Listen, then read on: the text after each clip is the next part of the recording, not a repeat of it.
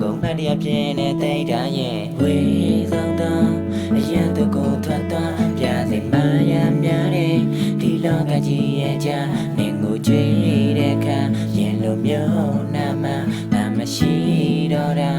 အမတ်တရားတို့ကိုလေးရပေးပါချိန်ချိန်လေးနေတဲ့တန်တရားတွေ